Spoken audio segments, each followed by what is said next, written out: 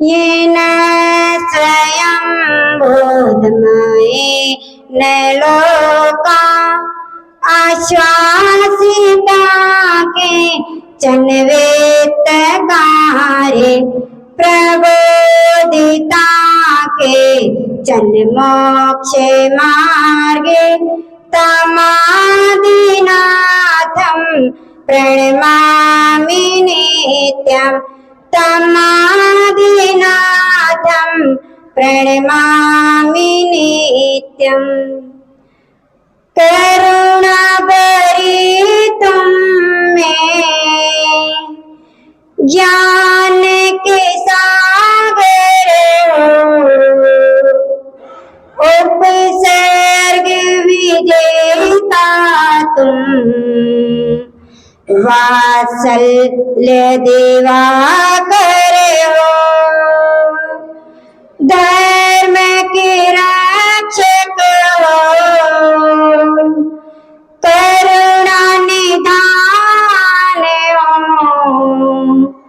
देख के लगता है आप ही भगवान हो ओ गुरुवर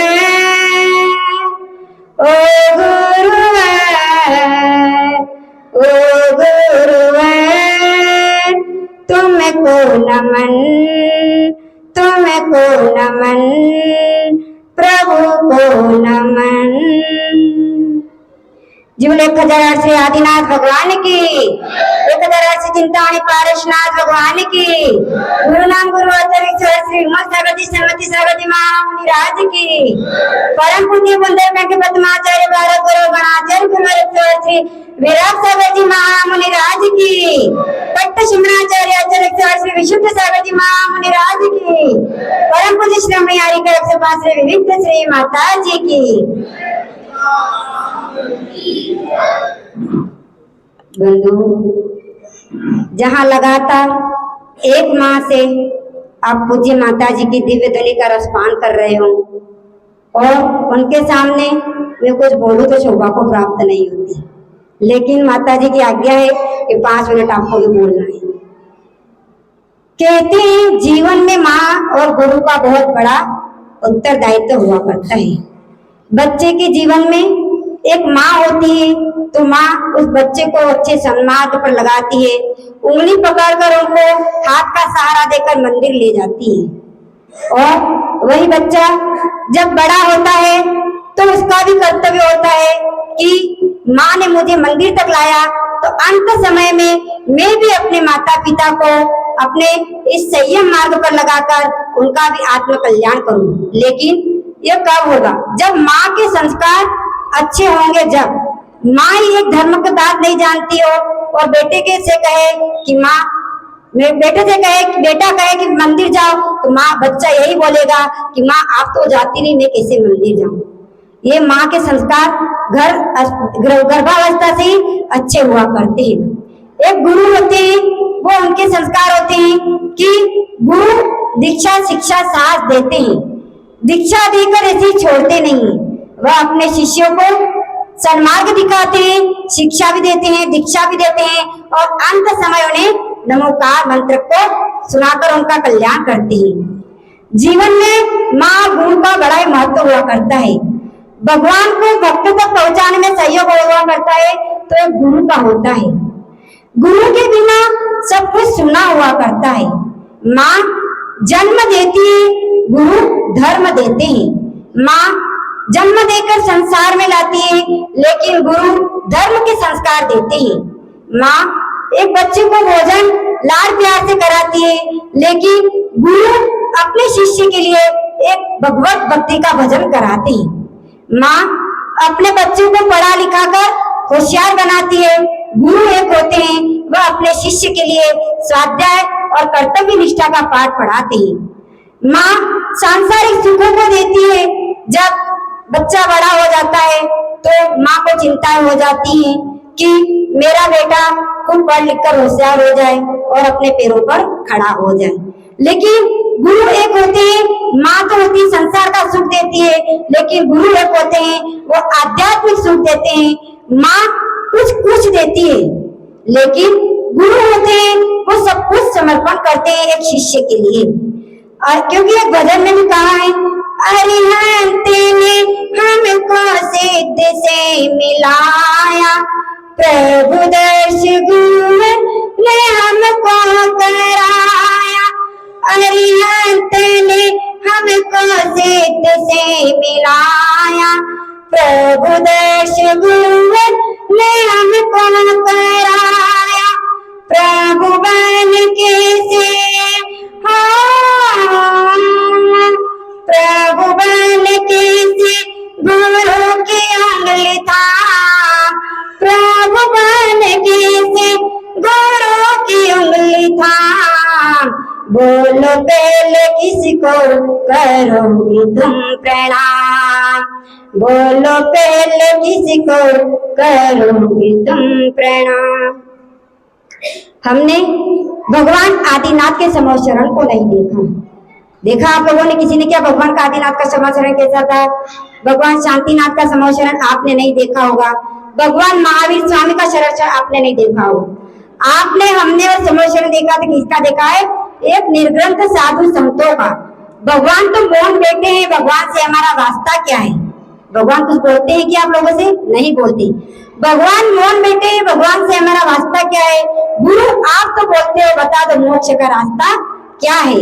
गुरु एक ऐसे होते हैं जो करुणा मूर्ति होते हैं, जो संसार के दुखी प्राणियों को निकालकर, संसार के दुखों से निकालकर धर्म सुख में प्रदान करने वाले होते हैं। तो एक गुरु होते हैं, चाहे वह आचार्य परमेष्टि हो, चाहे उपाध्याय हो, चाहे साधु परमेष्टि हो, चाहे उनके मार्ग पर जिनवाणी का प्रसारण करने वाले साधु परमेष्टि भी क्यों हो। धो सको तो अपने मन को धो लो, धो सको तो अपने मन को धो लो, तन को धोना व्यर्थ है। खो सको तो प्रभु और गुरु के गुणों में खो लो, धन में खोना व्यर्थ है। आज हम सब रोज सुबह तन से स्नान करते हैं, सभी लोग करते होंगे तन से स्नान, सभी लोग करते हैं। क्यों? कि तन की शुद्धि के लिए। धो सको तो तन को धो लो, मन को धोना चाहिए। मन को धो लोगे तो आपके सब पाप दूर हो जाएंगे। और खोना है तो प्रभु और गुरुओं के गुणों में खो जाओ, क्योंकि आप लोग क्या करते हैं? प्रभु और गुरु के पास आने में तो समय लगता है, टाइम लगता है, आ नहीं पाते। घर गृहस्थी की जिम्मेदारियां रहती है, नहीं कर पाते।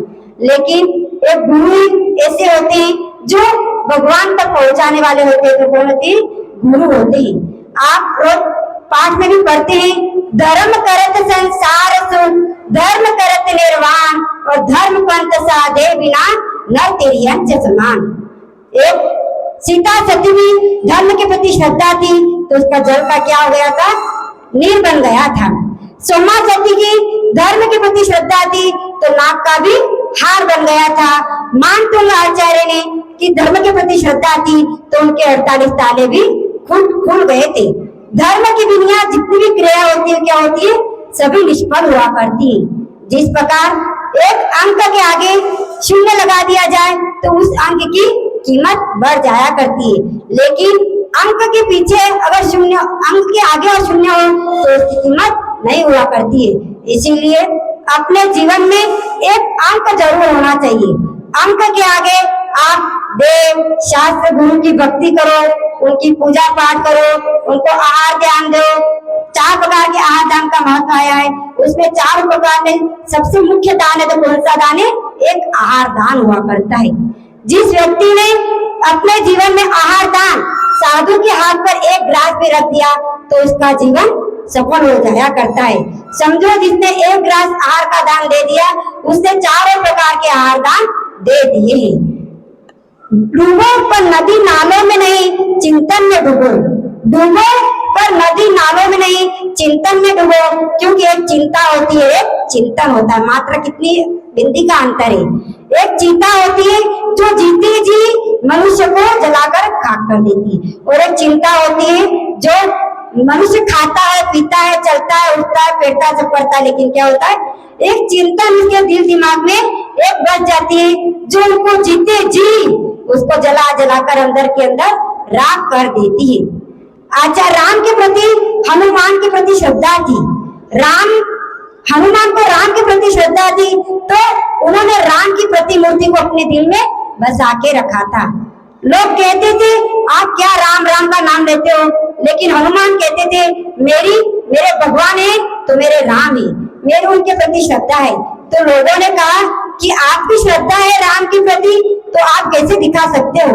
तो हनुमान ने क्या किया, अपने दिल को चीर दिया और राम की मूर्ति उसमें प्रकट हो गई। लेकिन उनकी देखा देखी राम के अनेक भक्त थे, उन्होंने भी सोचा कि हनुमान की श्रद्धा है तो हमारे भी राम के प्रति श्रद्धा है, हम भी अपना दिल खोल के दिखा देंगे। हनुमान ने कहा देखो देखो रुको रुको, नहीं लो, आप अपना दिल मत चिरो, क्योंकि अगर आपके प्रति श्रद्धा नहीं हुई तो आपकी मृत्यु भी हो सकती है। तो हम गुरुओं की भक्ति करें तो श्रद्धा भक्ति के साथ करें। श्रद्धा यानी क्या? श्रद्धा यानी सम्यक दर्शन कोई वस्त्रों से नहीं होता है।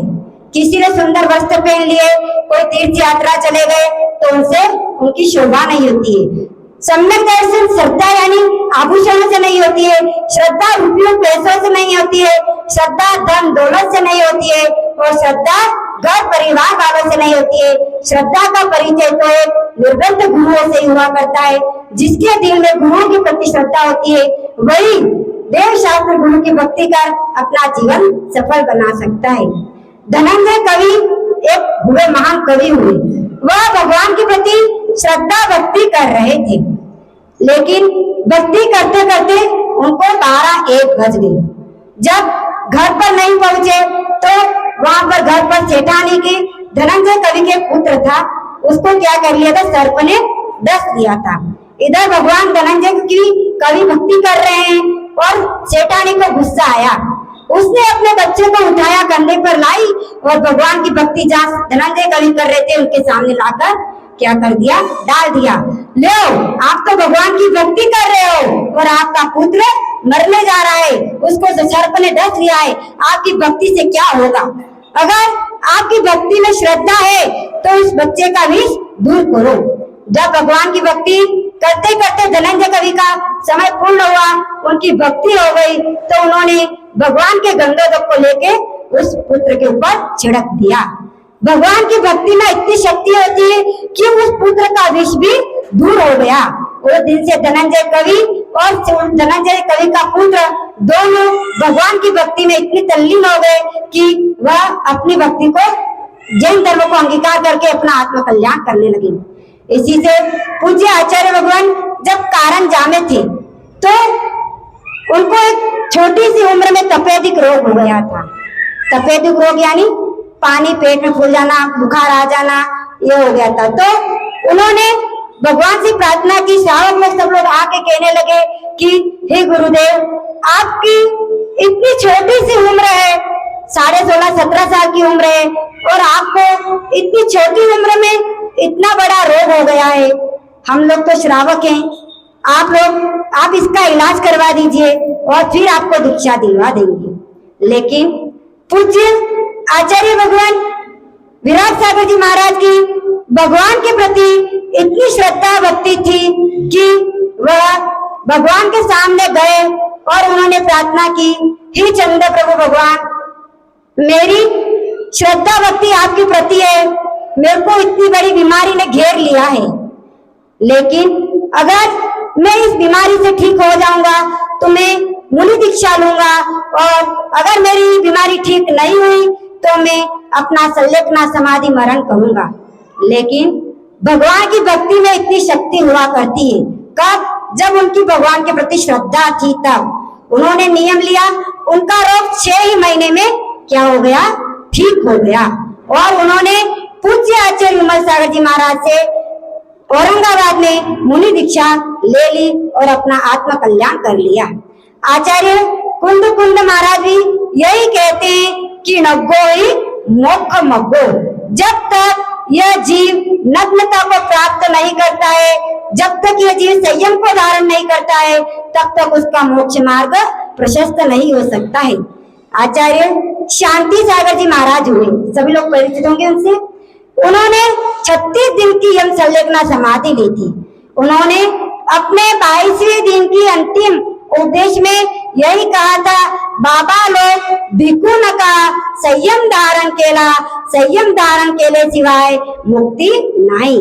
बाबा लोग यानी श्रावक जन, हे श्रावको डरो नहीं, सम्यक को धारण करो, संयम धारण करने के सिवाय मुक्ति का कोई मार्ग नहीं है। अगर अपन मुनि बन, पहले तो आचार्य महाराज यही कहते हैं मुनि बनना चाहिए, योगी बनना चाहिए।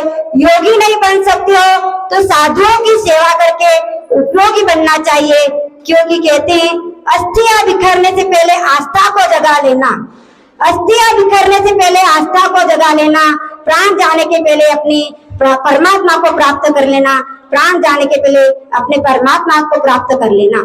जब अस्थियां बिखरेंगी उसके पहले जिसके जीवन में श्रद्धा आ जाती है तो उसका जीवन कल्याण और प्रमुख कार्य हो जाता है, क्योंकि आचार्य पूज्य भगवान कहते थे कि जीवन में एक एक नियम भी लेना चाहिए। एक एक नियम लेते लेते भी यह जीव महान पुण्योदय से अपने शाश्वत सुख को प्राप्त कर लेता है। घुटने केवल चलते चलते पैर खड़े हो जाते हैं, घुटने केवल चलते चलते पैर खड़े हो जाते हैं, छोटे छोटे नियम एक दिन बहुत बड़े बन जाते हैं, छोटे छोटे नियम एक दिन बहुत बड़े बन जाते हैं। हम लोग खाली 1 महीने का रात्रि भोजन आलू प्याज का त्याग किया था और आज पूज्य गुरुवर की ऐसी कृपा दृष्टि बनी जो आज हम इस मार्ग पर चले आए हैं और संसार से शाश्वत सुख पाना चाहते हैं तो इस संयम धर्म को धारण करें और अपनी आत्मा का कल्याण करें। इसी पुण्य भावना के साथ जीवले परम पूज्य गणाचार्य गुरुवर 108 श्री विराट सागर जी महामुनिराज की आचर्षिक पूजन। परंपरा के अर्घ के लिए सब लोग तैयार होंगे। परंपरा के नायक हैं जो आदि से